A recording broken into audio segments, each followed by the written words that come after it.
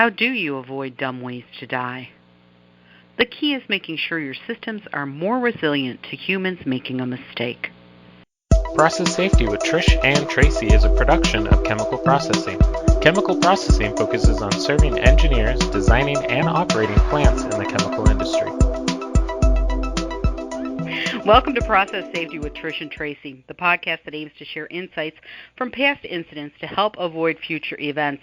I'm Tracy Purdom, Executive Digital Editor with Chemical Processing, and as always, I'm joined by Trish Kieran, the Director of the iChemE Safety Center.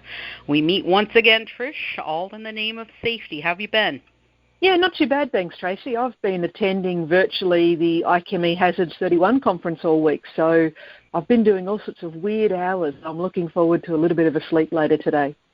I bet. A lot of good stuff coming out of that. Yeah, some really fascinating discussions about all different sorts of things.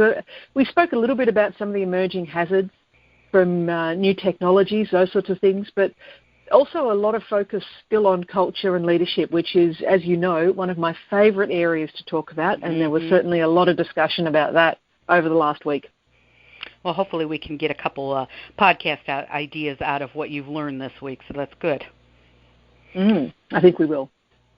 In this episode, we're going to touch on a potentially sensitive topic, dumb ways to die. And I want to point out that we are not making light of fatal accidents. You and I had fleshed out this topic a while back after a friend of mine posted an image to Facebook at his workplace. He noted that the factory in which he works is always talking about safety initiatives, yet they seem to miss the really big elephants in the room. In this case, it was pallets stacked way above a safe level and just waiting to come crashing down on someone. My suggested topic was along the lines of stupid safety traps, and then you turned me on to the Metro Trains Melbourne's Dumb Ways to Die Rail Safety Campaign. Can you give us the Cliff Notes version of what that campaign was all about? Yeah, sure. So this campaign was launched several years ago now, and it was really aimed at trying to get people to realise that certain things they do around railway lines can have fatal consequences, and so we need to be very careful about making sure that we don't get distracted around railway lines and inadvertently create issues. And just on your note, I'd also like to make it really clear that whilst the title of this campaign was Dumb Ways to Die, and it was all a very catchy slogan, this is not about blaming the worker or blaming the person that is injured at all either. So that's an important thing to state here. This is about trying to make things safer, not about blaming anybody for getting injured or getting hurt, and certainly not about making light of fatal incidents. But it's about different ways to connect with different audiences to try and make sure that people start to become aware of what's going on. So the Dumb Ways to Die campaign had things like, don't poke a grizzly bear with a stick. Don't eat medicines that are out of date. Don't use a fork to get toast out of the toaster. But it also had things like, don't block a railway crossing with your car when in case the boom gates come down and a train comes through. Don't go running chasing after something on the platform and fall off. Make sure you've got the brakes of your pram or your pusher on the platform so it doesn't roll over into the train tracks. So it had the train-related sort of things, but it also had some other, fun things. Don't take your helmet off in space. All sorts of different funny joke things that they had these cartoon characters that portrayed each of these, what they called dumb ways to die. And in fact, they even went as far as creating an app that had a game in it, and you could actually play Dumb Ways to Die on this little app. And you had to try and, basically avoid dying in all these different scenarios, whether it was the railway-related ones that were peppered through or just the silly ones like, poking a grizzly bear with a stick, as I'm sure, speaking to people in North America, you wouldn't dream of doing that because that would really not be a very smart thing to do. So they had all those sorts of different activities. Absolutely, don't want to poke the bear for sure. How effective was this campaign? It certainly got a lot of traction in people around the place. There was billboards everywhere, signs on all the stations. There were bright colours, there were cartoon characters. They grabbed your attention. I don't know the actual detailed statistics of whether there was a reduction in any incidents that occurred, but certainly people talked about it, people knew about it. I knew a lot of people that had the game. In fact, I had the game. I used to play the game as I sat on public transport going to work. It was quite a fun little game to play on my phone. So it did have a lot of attention grabbing to it. And I think that's what we sometimes see with safety campaigns, that people go for attention grabbing. There's different ways you can go for that. So in Victoria as well, decades ago now, we started to introduce some quite graphic television ads for road safety as well. And by graphic, I mean you would actually see the person being run over and you would be the driver and you'd see them come through the windscreen at you, sort of images. Incredibly graphic, real people being depicted in this way. And again, that was to create a shock value. Interestingly, that did drive down vehicle-related incidents, injuries and fatalities. It had a very, very significant effect on how people took in that information about road safety, because it was really quite shocking. There were other ads I remember where they were in the rehabilitation hospital with the people that had been hit by cars or been in car accidents as well. And so they were very emotive TV ads in that way. And in a similar way, the Dumb Ways to Die, they didn't have the graphic detail because they were cartoon characters that were dying and doing all sorts of weird things. But they did have, there was still the message there. And it's all about how we portray the different messages. The big challenge with safety messaging is, though, that, for example, the really graphic TV ads for road safety worked with a certain portion of the population. And I've seen the equivalent graphic ads and posters in the workplace, you know, the hand with a finger missing and all those sorts of things. Not everybody sees them because some people choose to not see them. So some people will choose to look away. Some people will choose to change the channel on the television the moment that ad comes on because they're just too graphic for that person. So it's not a one-size-fits-all. We actually need an entire suite of communication techniques to appeal to the different ways that people take in information and the different ways that will appeal to them. For some people, the cartoon character is a little bit of a laugh, but they might get the message. For others, they see the graphic ad and it really has a positive impact on them. But some see the graphic ad and just can't have anything to do with it. So we need to be very careful that we can't just only try one sort of communication. We need an entire suite to really broaden out the appeal so that it reaches everybody in the audience, not just some people. Well, you make a good point. You know, thinking back to my childhood, I saw a cartoon that said about the fork in the toaster, and to this day, I always make sure that I have wooden tongs or I unplug the toaster, and that cartoon plays in my head. That's 45 some years ago that I saw that. So that stuck with me, and certainly those types of campaigns, you make the good point of you have to have different various ways to do it. I was researching accidents at facilities that might fall under the Dumb Ways to Die title, and there are quite a few from this year alone, from forklift accidents to being in the path of a tote holding 330 gallons of liquid. Should chemical facilities launch their own jingles to help workers avoid really obvious but devastating accidents, on their own jingles or their own cartoons or their own ways within their facilities to point out the major danger points? I think there's a couple of different ways to approach this. So first of all, go right back to the principles of safety. How is it that someone could possibly be in the same area that a tote was being moved like that? Mm-hmm. So instead of talking about going straight to the safety jingle, let's talk about barriers, let's talk about eliminating the hazard where we can. So if we don't have the hazard there, the person can't get hurt, regardless of how well we advertise what's going on in the workplace. So we always need to really think about going right back to that hierarchy of controls. How can I eliminate this risk? And if I can't eliminate it, can I substitute it? If I can't do that, how can I put engineering controls in place rather than getting all the way down to the PPE and the administrative controls only. We've got to start at the top of that hierarchy and work our way through it. We don't get to start at the bottom because the top's just a bit hard to do. And that, I think, is one of the challenges that we've got, that we just sort of seem to focus only on really going to the administrative controls. They're important, but they're only administrative. We need to focus at the top end, and we need to make sure that we do something about it. You know, I often hear people say, well, you know, you can't fix stupid. Well, actually, we shouldn't be putting people in a situation where they can end up doing something that stupid that's going to result in them getting severely hurt or killed. What is it about the system? What is it about the workplace that makes it possible for that to go wrong? And why don't we design resilient workplaces where that doesn't happen? Where if someone makes a mistake, because let's face it, we're all human. We all make mistakes every day. If someone makes a mistake, it should not result in them or anyone else getting hurt.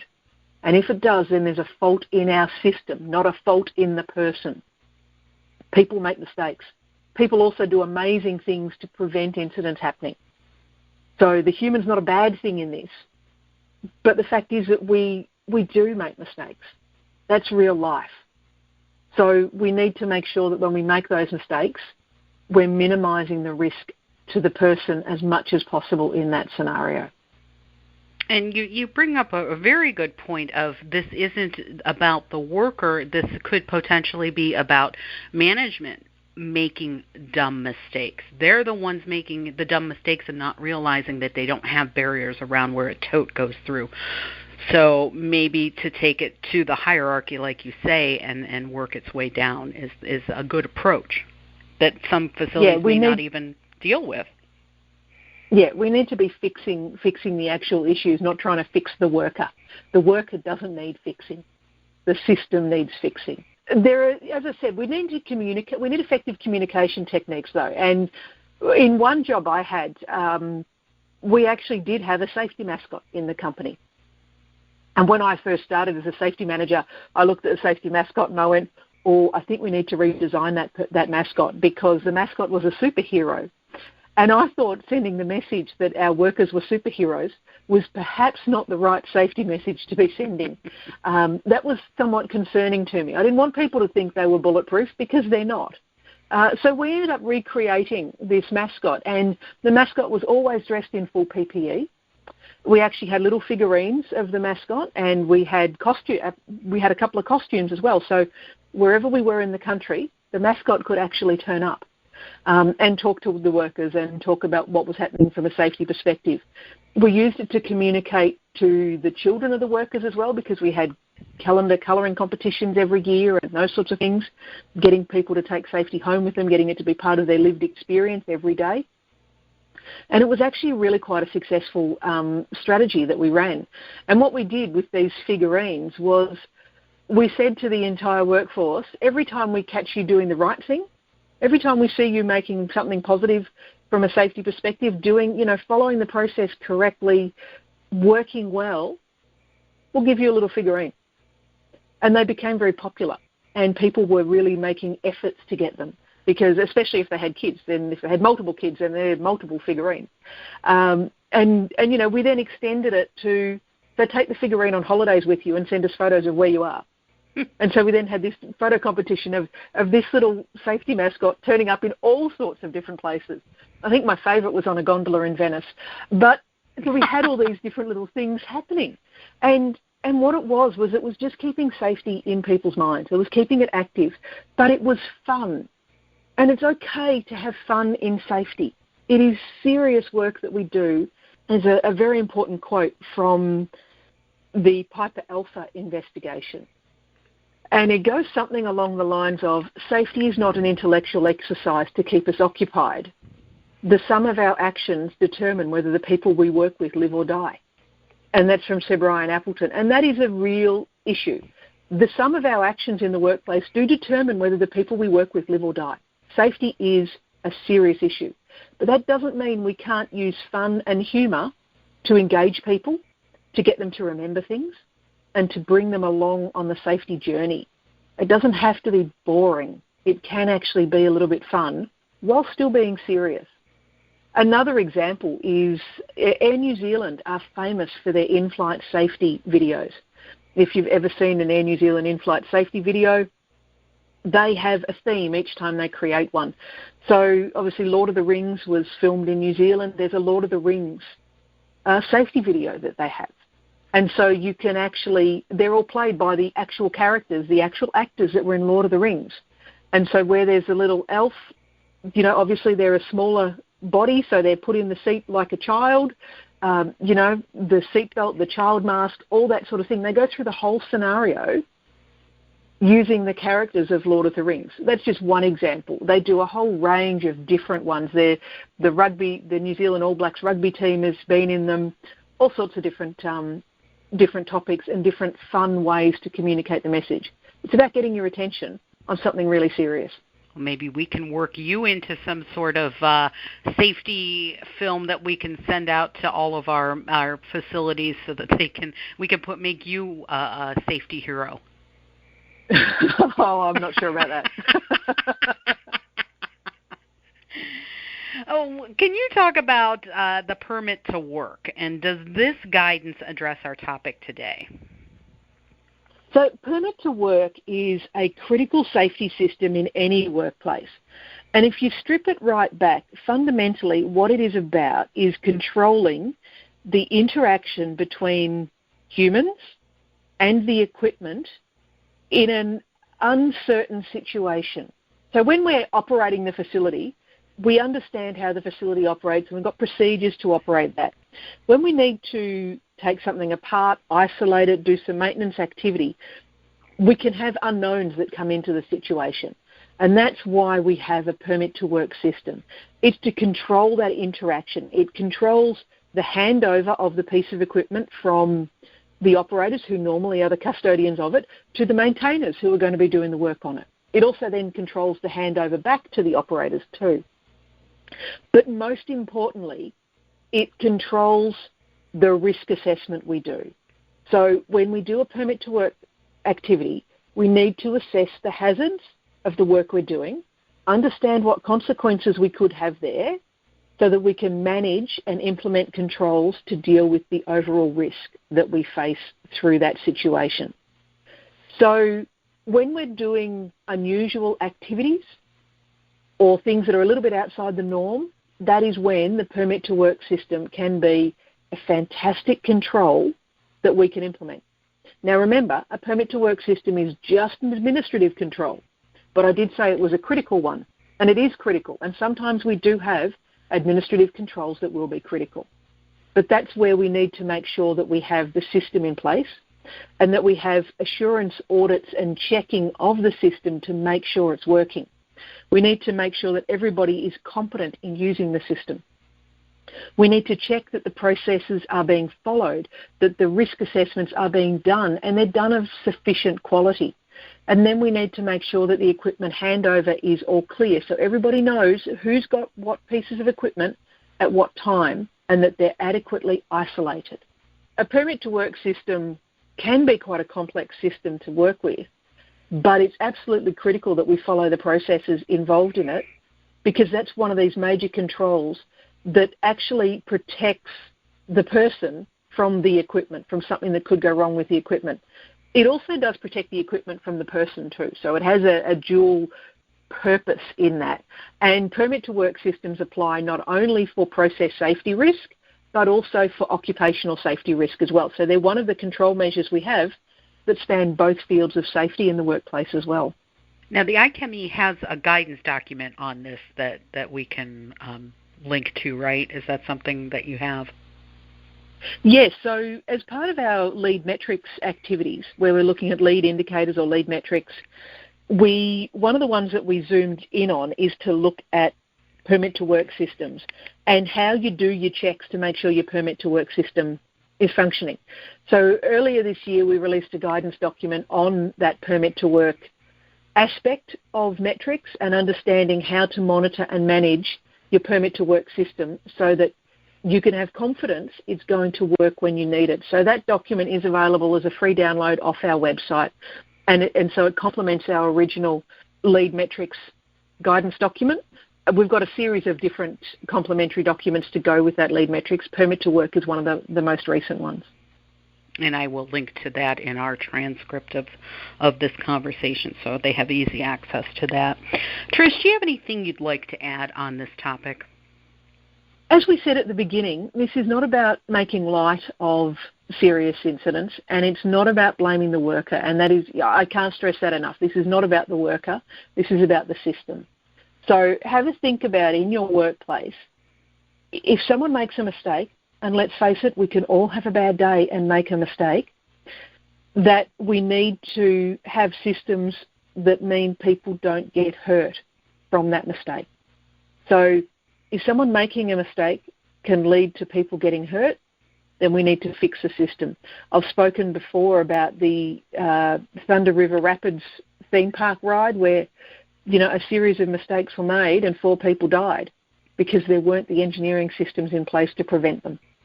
So, if you're relying on just the human getting it right every time, you're going to have an incident. I will guarantee it.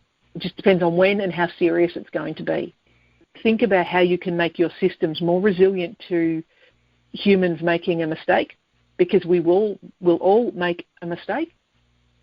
And that way you can actually deliver a safer workplace. And if people aren't getting hurt, then your plant is running. If your plant is running, you've got a chance of making money. So there's actually an upside to getting this right as well. Safety doesn't just cost you money to implement things. Safety can make you money because when you're operating safely, you're actually operating. And that's a key thing that a lot of people forget. It's not just about the avoidance of the cost of an incident.